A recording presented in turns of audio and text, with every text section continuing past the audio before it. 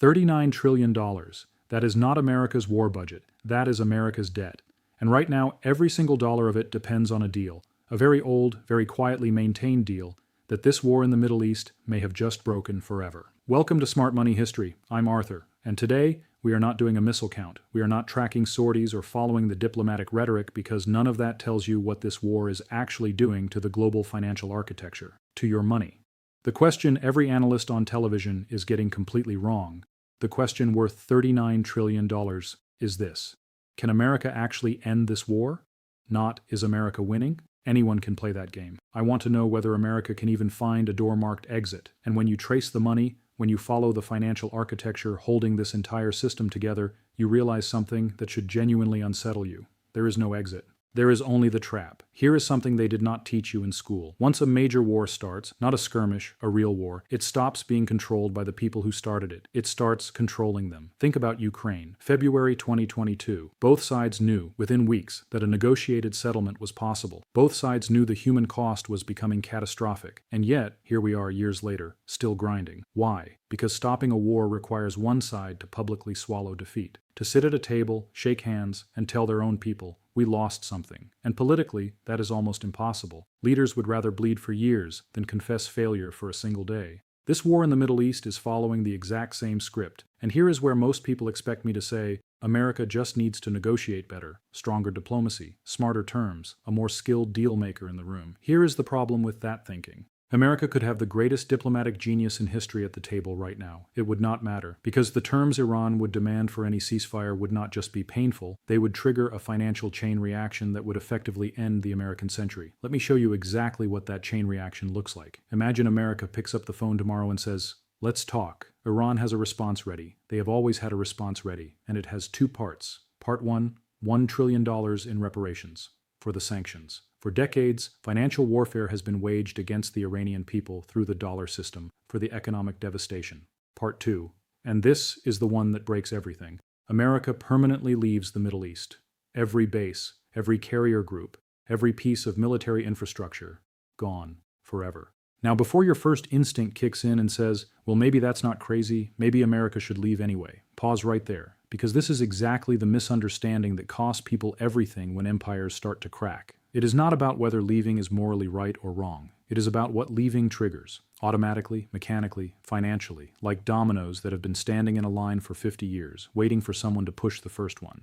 Let's walk through those dominoes together. Step 1. The moment American forces leave, the GCC, Saudi Arabia, the UAE, Qatar, Kuwait, Bahrain, loses its security umbrella overnight. Right now, those nations exist as independent states because America stands between them and every regional threat. Remove America, and the only power capable of guaranteeing their safety is Iran, so they make peace with Iran. They have to. That is not politics. That is survival arithmetic. Step 2. Here is where your money enters the story. The GCC is not just a collection of oil-rich desert kingdoms. It is the physical foundation of the petrodollar system, the single most important financial mechanism keeping the American economy operational today. Since the 1970s, Gulf oil has been priced and sold in US dollars. Every nation that needs Gulf energy, which is most of the world, must first acquire US dollars to buy it. That creates a permanent structural global demand for the dollar. And the GCC recycles those dollars back into American treasury bonds, American financial markets, American debt instruments. That recycling is the engine. It is why America can carry $39 trillion in debt and still function. Strip away the GCC's loyalty to the dollar the moment they fall under Iranian influence, and that recycling stops. The engine dies. Step 3. Japan and South Korea are watching this in real time. And they are asking the question that every rational ally asks when their security guarantor starts looking overstretched. If America cannot decisively win against Iran, can it protect us against China, against North Korea? And if America is willing to leave the Middle East when things get hard, will it leave Asia next? So they remilitarize. They stop buying American weapons, stop funding American military infrastructure. Another critical revenue stream, gone. Step 4. Europe watches all of this and draws the only logical conclusion available. If America is pulling back globally, why is Europe paying an enormous economic price to support America's confrontation with Russia in Ukraine? So Europe negotiates peace with Russia, on Russia's terms, and the Western alliance system that America spent 80 years constructing begins to fracture at its foundation. Step 5. Add it all up. Petrodollar gone. Asian allies are self-sufficient. European alliance fractured.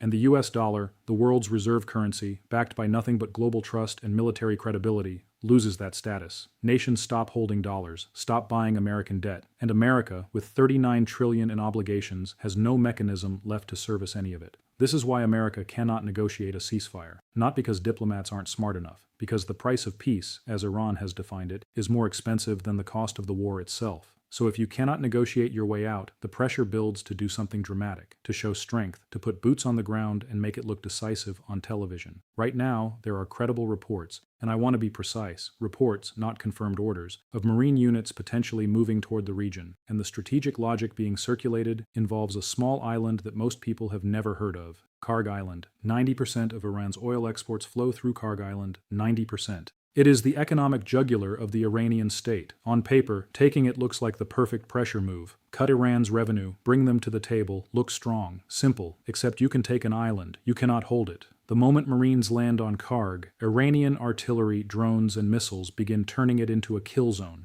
So to protect those Marines, you have to control the nearby coastline. But the coastline is overlooked by the Zagros Mountains, so you move into the mountains. And once you're in the mountains, you are inside Iran. You are in a land war. Sound familiar? In 1965, America sent 3,000 Marines into Da Nang, Vietnam. One limited objective, clean entry. 4 years later, 500,000 American troops, and no exit in sight. That is not a strategy. That is the sunk cost trap. Once you have lost enough lives, enough money, enough political capital, leaving feels like admitting every loss was for nothing. So you stay, and you lose more. America went through this in Vietnam, in Iraq, in Afghanistan, and now the architecture of the same trap is being assembled again, piece by piece, in a different desert, against an enemy that has studied every single American mistake for the past 20 years. Here is the part of the story that mainstream financial media will not touch, because it doesn't fit the narrative. The American military has war-gamed a full-scale conflict with Iran, multiple times, with the best modeling available. And the result, consistently, is the same. America loses. Not because American soldiers are not extraordinary, they are, but because America's entire military model is designed for one specific kind of war: shock and awe,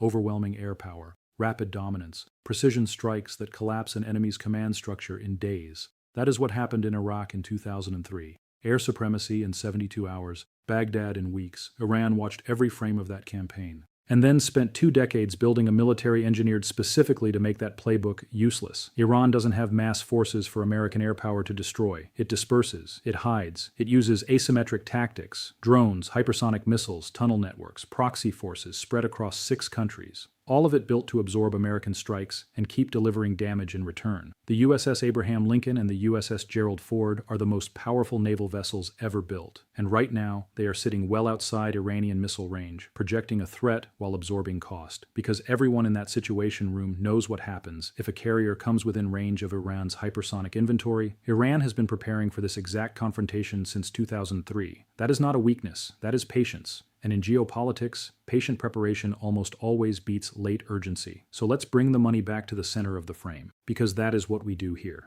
Smart Money History has been tracking the connected threads of this story across multiple episodes: the trade war with China, the currency realignment inside the BRICS bloc, private credit expansion, and the shadow banking strains. All of it leads to the same underlying conclusion. The world built for American financial dominance, the Bretton Woods world, the petrodollar world, is being stress-tested simultaneously on multiple fronts. And the Iran conflict is not a separate story. It is the trigger event that could accelerate every other structural crack in the system. The honest answer, the non-obvious answer, is that there is exactly one exit that does not end in catastrophe, and it is not a military exit, it is a systems redesign. America sitting at a real table, not a photo opportunity, a real structural negotiation with Russia, China, Iran, and the Gulf states, and acknowledging what the data has been saying for a decade. The unipolar moment is over. The question is whether the transition to a multipolar world is managed with intelligence or stumbled into through a cascading financial crisis. That means America stops using the dollar as a weapon, stops maintaining military presence in 80 countries as a threat rather than a service,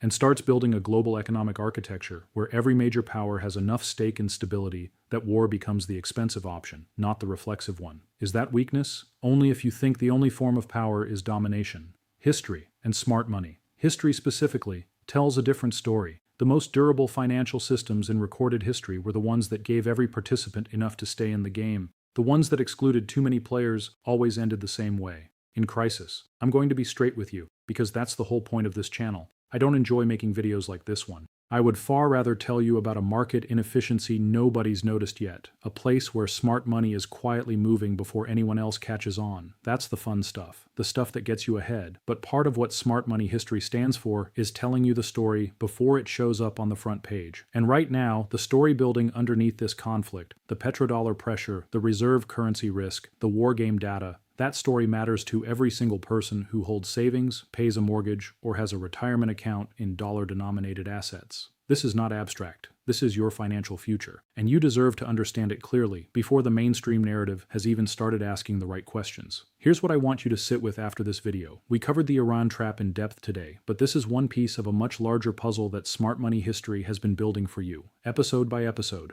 The private credit crisis, the shadow banking system, the BRICS currency moves, the $39 trillion debt ceiling. They are not separate stories. They are all branches of the same tree. Pull one and the others shake. If you haven't watched our deep dive on the shadow banking and private credit crisis, how Apollo Global's moves are echoing the exact warning signals that preceded 2008, that is your next stop. Because what's happening in Iran is connected directly to that story. Same financial architecture, different geography. The channel exists for exactly this moment, when money moves faster than headlines, and most people are 3 steps behind. Stay with us. We'll keep the map updated. Subscribe if you want to stay ahead of what's coming. Share this with anyone who has savings, a pension, or a business exposed to dollar-denominated risk. They need to hear this. And drop your take in the comments. Do you think there is a deal to be made here, or is this truly the trap with no exit? I read every comment. I'll see you in the next one.